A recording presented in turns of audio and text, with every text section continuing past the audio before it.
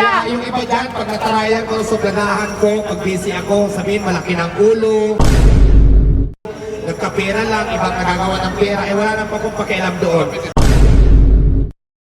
Some people see me as a weak person, but I want to prove them wrong.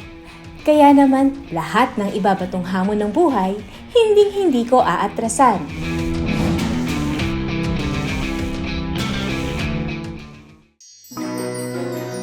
Meron pa ako nakitang diwata. Maputi, maganda, makinis, Parang anghel. parang anghel. Eh, di ba yung may-ari nito diwata rin? Oo, kaso laging tatago eh. Saan nyo nakikita? Sa puno ng balete. Hello, this is Rin Marie. At ngayong araw, kumasa tayo sa hamon ng Shield Studios na magbihis mala diwata. Dahil meron raw akong makikilalang isang sikat na diwata dito sa Jokno, Pasay. Tingnan nga natin kung sino sa aming dalawa ang mas nakakadiwata. Mula sa isang viral clip noong 2016 hanggang sa pagiging isang beauty queen at ngayon ay negosyante, talaga namang bentang-benta sa masa ang tinaguriang diwata sa mundo ng social media. Tila pila sa sinihan ng pelikulang Firefly ang tumambad sa amin pagdating ng Jokno Boulevard. Dito raw kasi matatagpuan ang napakasarap na diwata pares overload at ang trending na Seek and Joy. Para alamin kung totoo ang chismis, tiniis ko ang init at napakahabang pila. Hi ate! I'm Miss Rin of Shield Studios. Anong name mo? Si Jenny Lynn po. Jenny Lynn Mercado. Nasaan si Dennis Trillo? Ano eh, nasa ibang kamay niya. Joke lang. Ay, naku ate, I can relate. Actually, anong orderin mo? Sa mga Gusto binibenta ko niya? matikman yung yempo with sauce, yung may soup. That's pares daw. At saka gusto ko lahat kasama yung lahat para matikman. 2,000 years later. Hello, ngayon, galing na tayo dun sa unahan para makuha tong orders natin. Ngayon, pagdating namin sa baba namin ng car, ang haba kagad ng pila. Sobra talaga para siyang biludumog. And then, pumila kami, medyo matagal at hindi siya covered ha.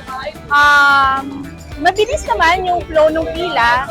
Tapos nung naka-order na kami, binigyan nila kami ng cards para ma-claim namin yung orders namin na pares overload, barbecue, and then may kasama na daw pareho yan na soft drinks. So, meron din silang claiming staff for soft drinks. Tapos, i-claim ko siya dito sa likod ko later kapag gusto ko ng minom.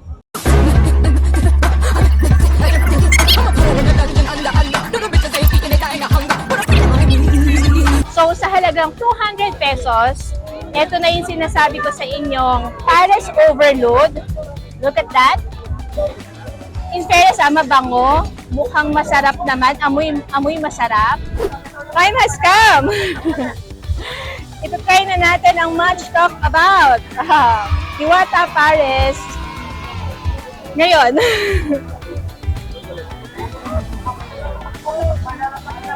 Malasa siya. Pero gulat ako kasi hindi siya matamis. Sabi kasi ang pares daw is matamis. So, hindi ko siya trinay ever. Pero hindi siya matamis. So, tingin ko kaya ko. Para siyang para siyang sauce ng lechon. Yung sabaw niya, yung soup niya, nakasama. Masarap! Susubukan natin tikman ang barbecue. In fairness malaman. Isa lang yung taba sa dulo. Sa mga taba lover, mukhang sulit. So, tikman natin. Masarap yung barbecue naman. Hindi siya sweet. Kasi di ba usually ang alam natin Pinoy barbecue is matamis. Ito, hindi naman. Parang saktong-sakto yung pagiging salty. May konting tamis, pero mas more on salty siya kaysa sa sweet. Pwede. Pasok. Masarap. Dahil sa sobrang daming tao dito mula pa kanina, yung order nating Seek and Joy kung tawagin nila, medyo late dumating, pero tingnan nyo naman. Mainit ha, mainit. Malaki ha. For 120 pesos, pwedeng-pwede na to ha. Budget friendly na to.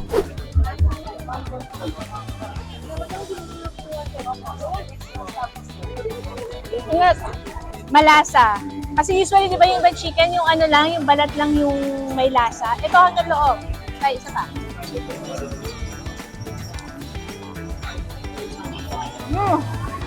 Hindi rin siya mamantika ah. Parang natanggal muna yung mantika bago na-serve or nabigay yung order. Masarap.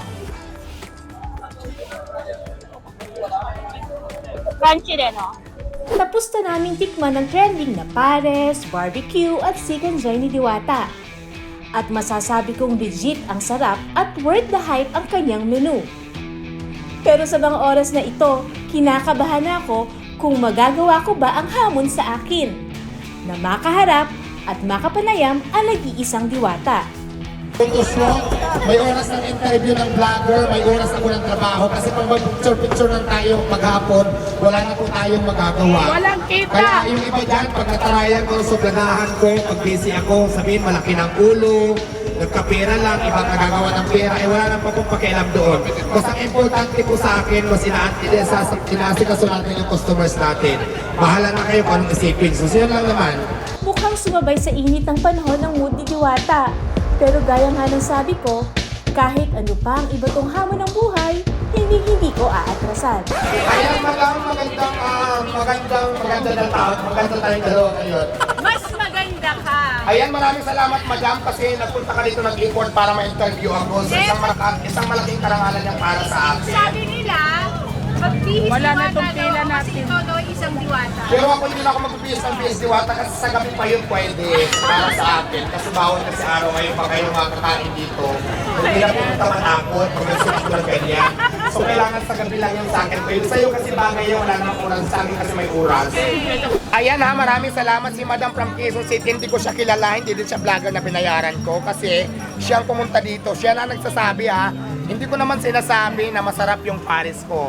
Pero yun nga, si Madam nandito nasarapan, hindi po ito scripted. Maraming salamat Madam, na-appreciate mo po yung lasa ng pares ko. Sana mas lumaki pa yung store mo, yung restaurant mo. As in restaurant na Ay naku did Madam. you expect it na magiging ganito ka-boom? No, hindi ko in-expect. Kasi sa buhay ko dati, di ba, dati nga akong nangangalaka lang, nag-construction, tumira sa ilalim ng tulay. Hindi ko naman talaga inisip sa buong buhay ko na magiging negosyante ako ng katulad ito. Basta dati, parang to experience lang at nangyari lang talaga. Kasi dati, ang tinda ko lang naman is sigarilyo, soft drinks, at saka mga merienda, mga pancit canton. Kaya ngayon naman talagang ginagawa ko ngayon dahil tumutulong talaga ako sa mga, lalo na sa mga walang trabaho na pinapasok ko dito, di ba, sa ngayon.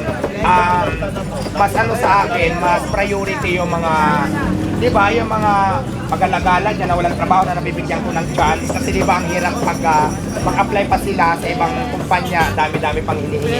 Sa akin kasi, pag masipag ka lang, yun lang ang requirement ko dito sa akin, pasok para sa trabaho ko. Kaya naman pala super blessed itong si Diwata dahil hindi siya nakakalimot tumulong sa mga taong mas nangangailangan at karapat-dapat. Hindi lang kami basta bakla. Papakita din namin sa inyo na may karapatan din kami at may silbi sa mundo ito. Ano bang kaya niyong gawin na tunay na lalaki at tunay na babae na hindi namin kayang gawin ng mga bakla kami?